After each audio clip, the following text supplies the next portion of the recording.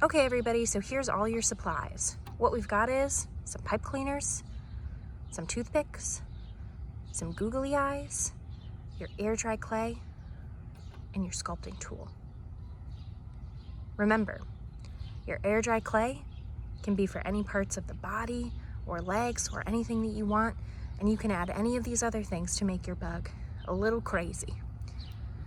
This tool is so that you can add any tiny little details that you want.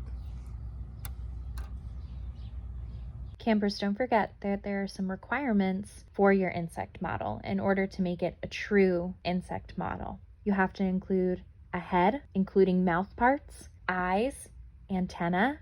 You also have to include a thorax, an abdomen, 6 jointed legs, and possibly wings. So remember, when we're talking about the head, this is one of the most important features of an insect because it has sensory organs such as antennae, which are sensitive to touch, smell, and in some species, even sound. Okay, so those 2 little stick things at the front of the head, they help give an insect its senses, right? Its eyes can be singular or compound. A compound eye is kind of like what we see in flies, right?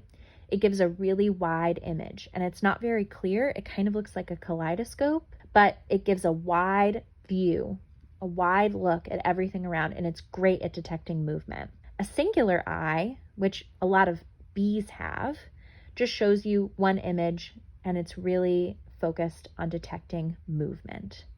Think in your brain right now, why would an insect like a bee or a butterfly or a fly need to detect movement, need to be able to sense movement?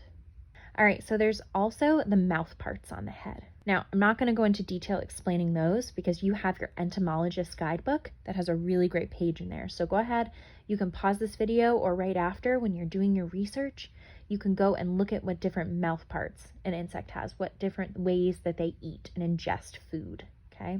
Next, don't forget the thorax, okay? The thorax in an insect is that midsection, okay? And it holds the head, the wings, and the abdomen together. The abdomen contains the heart, the reproductive organs, which helps an insect make more of itself, the midgut, and other digestive organs or different things inside of our body that help us eat our food. It's not like your mouth, but the things that are mushing up your food so that then later the insect can poop it out like a worm. Then lastly, you can decide what other magical features your insect might have. So maybe your insect might have wings. It can fly away from predators, but also maybe you want your insect to be able to spit out glitter when it is sensing a predator. Maybe you want your insect to make a really weird smell. We can definitely include lots of different magical features. Have fun.